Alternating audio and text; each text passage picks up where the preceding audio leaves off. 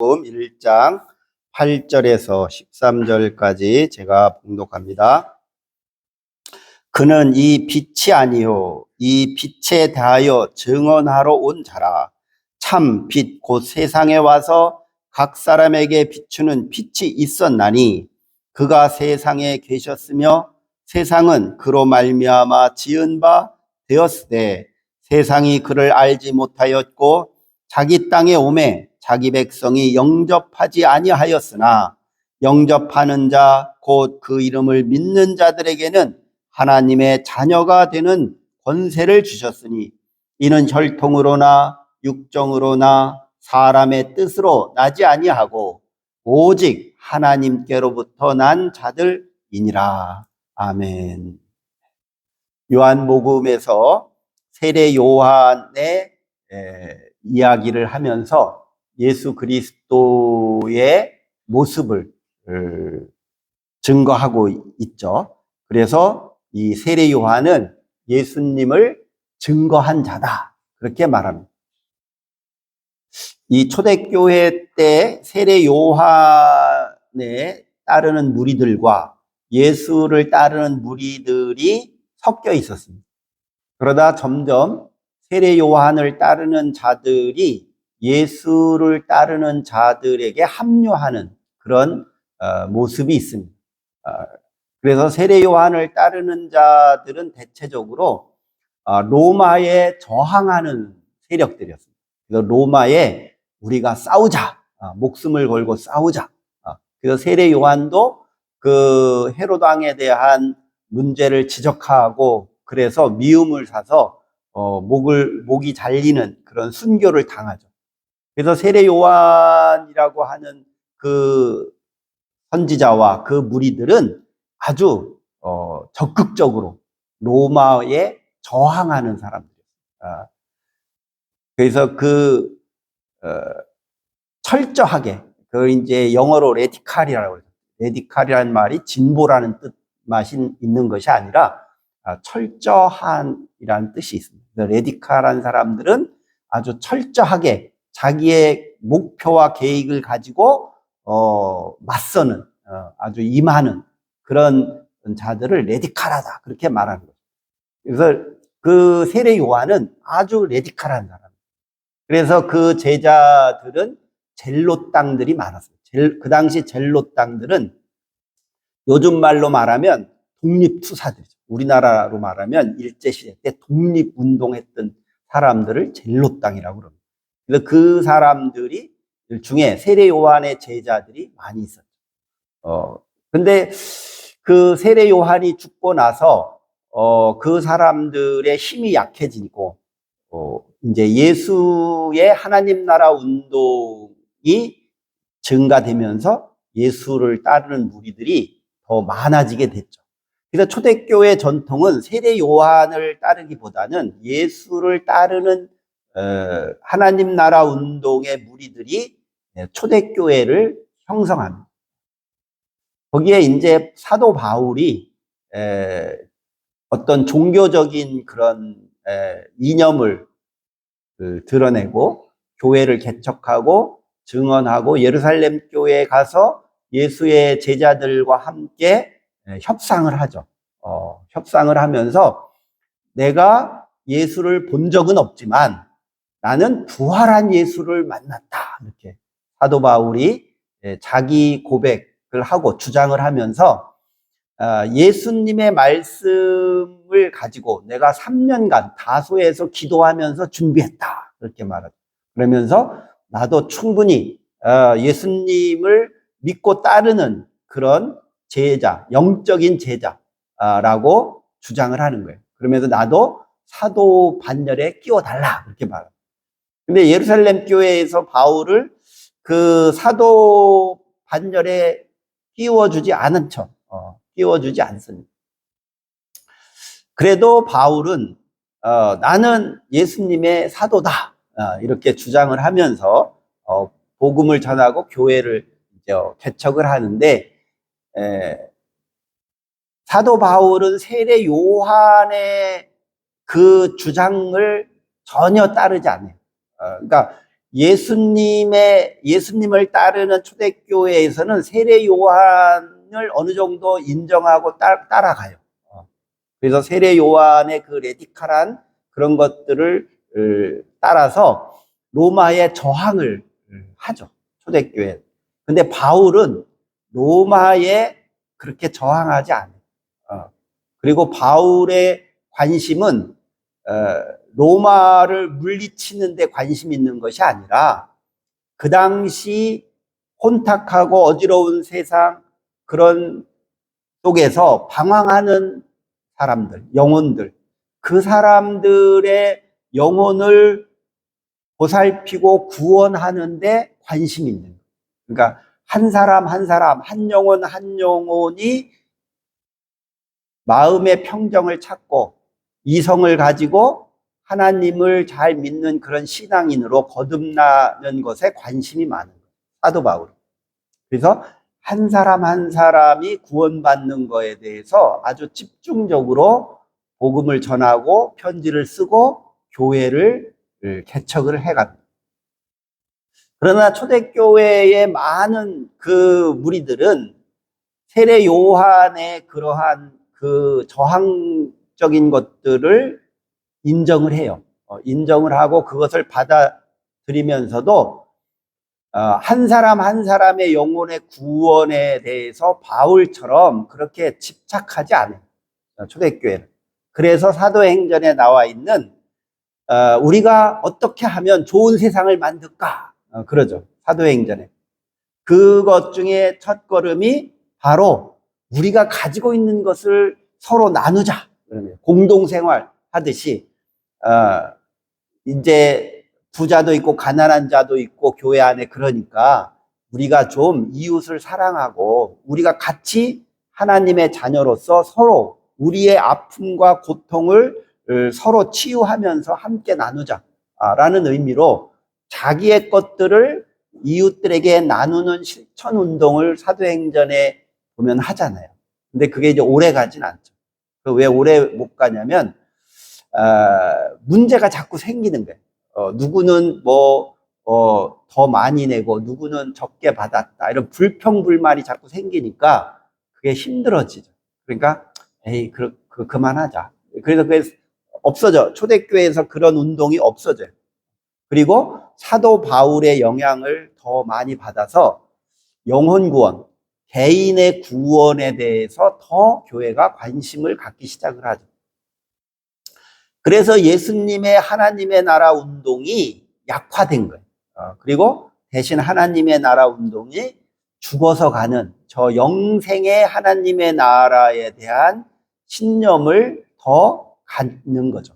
바울의 영향을 많이 받아서 그렇게 갖는 거예요.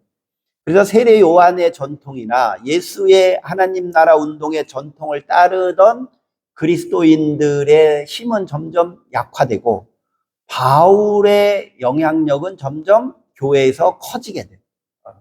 커지게 돼서 결국은 기독교라는 어떤 종교의 운동이 바울의 종교로 그렇게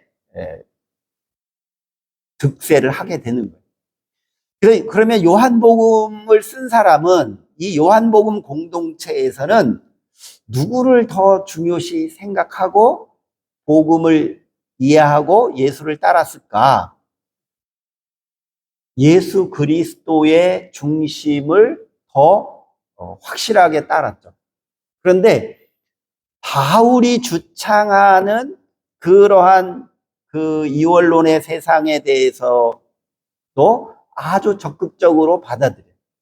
더구나 그 당시 영지주의자들, 이 세상은 다 헛되고 헛되다.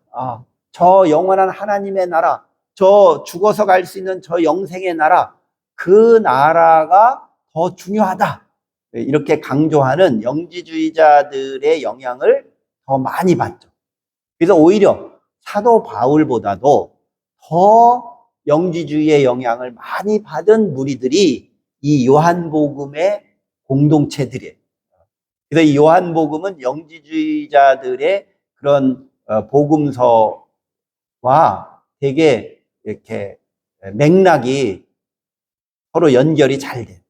그 중에 우리 한국에서 그래도 좀 잘 알려지고 요즘 연구하고 있는 도마복음서. 1948년, 5년도인가 8년도에 그 이집트 사막에 그 한 젊은이가 땅을 파다가 항아리를 발견했는데 그 항아리 속에 여러 가지 문서, 파피루스 종이 책이 발견됐는데 그거를 이게 뭐지? 옛날 무슨 책인데? 그러고 집에다 갖다 놨는데 그 엄마가 그거 종이 같은 거 있으니까 불쏘시개로 일부 다 태웠어요. 불쏘시개로 써먹는데 근데 그 아들이 그거 혹시 팔으면 돈 될 수도 있으니까 그거 불 떼지 말아요. 그래서 이제 일부는 없어졌고 일부는 남았는데 그거를 이제 시장에 가서 혹시 이런 거 혹시 사나요? 하고 물어보니까 어느 보물 수집상이 이게 무슨 말인지도 모르겠는데 도대체 이게 어느 나라 말이야 도대체. 그러니까 그게 이제 곱티거라고 그래서 옛날 에디오피아와 이집트에서 쓰던 고어예요. 옛날 2000년 전에 쓰던 그 언어인데 그 언어는 이제 없어졌죠. 없어진 옛날 언어로 쓰여진 뭐 문서예요. 그래서 그 여러 종류 문서 중에 하나가 도마복음서예요. 근데 그 도마복음서였는데 그 도마복음서 다른 데서 또 발견이 됐는데 그것도 보니까 도마복음서였어요. 그럼 그 도마복음서가 다 땅속에 있었어요. 왜 그 도마복음서를 다 땅속에다 숨겼을까 사람들이? 그거는 그 기독교 운동사에서 이 영지주의자들의 영향을 많이 받은 복음서들은 이단 문서다. 그래가지고, 교부 시대 때부터, 핍박을 해서 그 문서를 가진 자들이나 그 문서를 널리 전하는 자들은 감옥에 가두게 하고 그랬어요. 그래서 몰래 비밀 문서로 그 영지주의자의 영향을 깊이 받은 그 교회 성도들 중에 일부가 그 문서들을 가지고 다니면서 자기네들끼리 기도하고 그 문서를 읽는 그런 모임이 만들어졌을 것이라고 추측을 하죠. 근데 그 사람들이 핍박을 당하니까 그 문서를 다 땅속에다 묻은 거예요. 들키지 않으려고. 그 땅속에 묻어놓고 있다가 그 사람 죽으니까 천몇백 년 후에 그 문서를 이제 이집트 사막에서 발견을 하고 또 아프리카, 에디오피아 그런 나라에서도 발견을 했는데 그 도마복음서가 114절로 돼 있어요. 114절로 돼 있는데 그게 전부는 아니에요. 발견된 거죠. 일부 발견된 거예요. 근데 그 도마복음서가 요한복음서와 맥락이 비슷해요. 근데 거기에는 그 도마복음서는 예수님의 십자가 사건이 없어요. 또 예수님의 부활 이야기도 없어요. 거기에는 오로지 로고스, 예수님의 말만 되어 있어요. 예수님이 이렇게 말했대. 그 예수가 한 말만 이렇게 쭉쭉쭉 기록해 놨어요. 전부 다. 그래서 그 예수의 로기온 그 말이 사복음서보다 먼저 이 도마복음이 쓰여진 거냐, 아니면 영지주의자의 영향을 많이 받은 걸 보면 이 사복음서가 쓰여진 AD 70년에서 90년 이후에 쓰여진 거냐라고 논란이 많이 생겨요. 그런데 제가 생각하기에는 나중에 쓰여진 것이라고 저는 보는데, 하여튼 이 초대교회에서 이렇게 여러 가지의 그런 영향을 받으면서 그 초대교회의 파들이 이제 이렇게 형성이 되는 거죠. 그런데 이 요한복음은 예수 중심을 하고 있지만 결국 영지주의자들의 영향을 깊이 받은 그런 공동체라고 볼 수 있습니다. 그래서 이들은 세례 요한을 강조한 거예요. 앞부분에 세례 요한의 그런 저항적인 그런 정신, 레디칼한 그런 정신을 우리 교회가 받아들여야 된다라고 믿는 거죠. 그리고 그 세례 요한의 그 정신을 계승한 사람이 예수님이다. 그래서 예수님은 하나님 나라 운동하면서 이 세상을 변화시키고 이 세상을 구원하러 오셨다. 그래서 요한복음 3장 16절에 하나님이 세상을 이처럼 사랑하셨다라고 이 코스모스, 세상의 구원을 하려고 예수가 왔다는 거예요. 그러니까 바울처럼 한 개인의 영혼을 구원하러 온 게 아니라 이 세상을 구원하러 왔다. 이 세상을. 그러면 그거는 예수의 하나님 나라 운동의 전통을 이어받은 공동체라고 볼 수 있죠.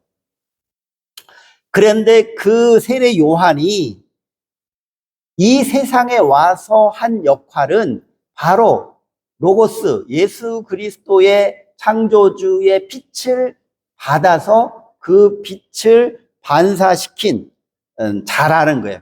그래서 8절에 세례 요한은 빛의 본질이 아니라는 거예요. 빛의 본질이 아니라 이 본질적인 빛에 대하여 증언하러 온 사람이다. 그의 역할은 증언하는 거지, 그 세례 요한이 이 세상을 밝게 하는 빛의 본질인 아르케 원형이 아니다라는 거예요.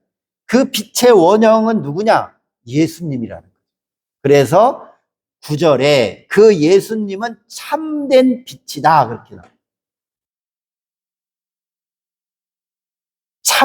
참다운 빛이었다. 그러면 가짜 빛도 있나?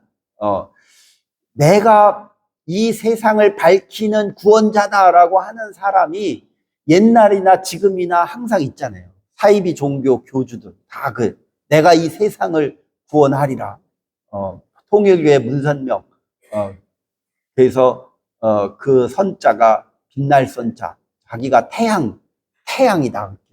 복음의 태양이다. 내가 이 재림 예수다. 막 이렇게 얘기하는 것이 옛날이나 지금이나 계속 있는 거예요. 내가 이 세상을 구원하러 왔다. 그래서 참된 빛, 곧 어디에 왔느냐? 세상에 오신 그 참빛, 그 분이 바로 예수 그리스도이신데, 그분이 이 세상에 오셔서 각 사람들에게 그 복음의 빛을, 생명의 빛을, 하나님 나라의 빛을 비춰 주었다. 모든 사람에게. 그래서 그 예수 그리스도가 세상에 오셨고 또 계셨고, 세상은 예수 그리스도로 말미암아 창조되었고 지은 바 되었고, 또 이 세상은 그 예수 그리스도를 통해서 역사가 이루어지고 있음에도 불구하고 세상 사람들은 그 참 빛을 알지 못했다. 예수님을 몰랐다는 거예요. 여기에서 알지 못했다라고 하는 이 주장이 바로 영지주의자들이 주장하는 그 개념이에요. 여기서. 그래서 요한복음을 쓴 사람은 영지주의자들의 영향을 되게 많이 받았구나 하는 걸 알 수가 있어요. 세상이 예수를 알지 못했다, 그렇게 선언을 하고 있는 거예요. 그러면 어떻게 구원을 받을 수 있느냐? 어떻게 믿음이라는 것이 생기느냐? 그거는 예수님을 알아야 된다는 거예요. 예수님을 잘 알아야 믿음이 생기는 것이고 구원받을 수 있다라고 주장하는 겁니다. 그러면 이 요한복음 공동체에서는 예수 그리스도를 창조주이시고 이 세상을 밝히는 참빛이시라고 고백을 하는데, 그런데 왜 세상 사람들은 그를 알지 못했을까? 그거는 세상의 권력이, 세상의 힘이 이런 진리를, 참빛을 활동하지 못하도록 막아야만이 자기들의 권력이 유지되니까 이런 예언자들이나 선지자들의 선포를 못 가로막는 거죠. 그러니까 진실된 소식을 듣지 못하게 만드는 거예요. 권력자들. 그것은 옛날이나 지금이나 똑같은 거예요. 그래서 여론을 어떻게 형성해 가느냐, 그것이 바로 권력자들의 가장 아주 중요한 그런 관심사죠. 여론을 어떻게 만들어 가느냐. 그게 우리나라는 이 보수주의자들과 기득권의 권력자들이 야, 이거 우리 큰일 났다 하고 실제적으로 난리를 쳐서 안 되겠다. 이 여론을 우리가 장악하지 않고는 우리 권력이 다 무너질지도 모르겠다. 이것을 경험한 것이 노무현 대통령. 노무현 대통령이 현대 정회장하고 서로 이렇게 단일화해서 대통령 하겠다고 막 했는데 그 정회장이 나 단일화 안 하겠다. 노무현하고 나는 결별하겠다고 투표 전날 선언을 해버렸어요. 그러면 그 노무현이 대통령 되기 어렵게 됐잖아요. 그 중도 보수파들이 노무현하고 결별하겠다고 선언을 하니까 그러니까 난리가 난 거예요. 그러니까 노무현을 지지하는 사람들이 그 당시 인터넷망을 통해서 SNS로 문자 보내기를 한 거죠. 우리가 단결하고 우리가 적극적으로 노무현을 밀어야 세상이 바뀐다. 세상을 개혁하려면 노무현을 밀어야 된다. 그래가지고 막 전화하고 문자 돌리고 막 그래서 에이, 노무현 대통령 되기 틀렸네 하고 낙심하던 사람들이 다 투표장에 나온 거예요. 젊은이들이. 다 투표장에 나와서 20대, 30대, 40대들이 다 투표장에 나와서 노무현을 찍는 바람에 노무현이 대통령 됐잖아요. 그러니까 한나라당과 그 보수주의자들이 야, 이거 여론이 정말 무섭구나. 이거 우리가 여론에 밀리면 우리 권력의 기득권이 다 무너지겠구나. 그래서 이명박이나 박근혜 때 댓글 부대 만들고 여론 조작하고 막 난리를 친 거예요. 지금도 그렇게 하고 있는, 지금도 여론 조작하고 가짜 뉴스 내고 막 그렇게 해서 기득권의 권력을 유지하는 거죠. 이렇게 세상 사람들로 하여금 진리를 알지 못하게 만드는 그 당시 로마의 권력자들과 종교 지도자들, 제사장 그룹들, 이런 사람들에 의해서 세상 사람들이 예수를 알지 못하게 된 거예요.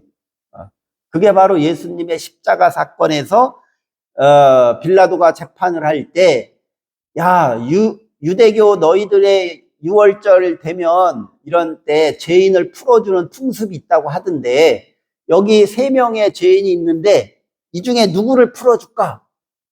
그리고 누구를 십자가에 못 박을까? 하고 빌라도가 자기가 책임을 안 지려고 유대인들에게 제안을 하니까 유대인들이 뭐라고 했어요? 저 강도 한 명을 풀어주고 예수를 십자가에 못 박으라 하고 고함치고 소리 질렀죠. 아니, 예수를 따르던 그 유대인 무리들이 왜 갑자기 예수를 죽이라고 저렇게 할까?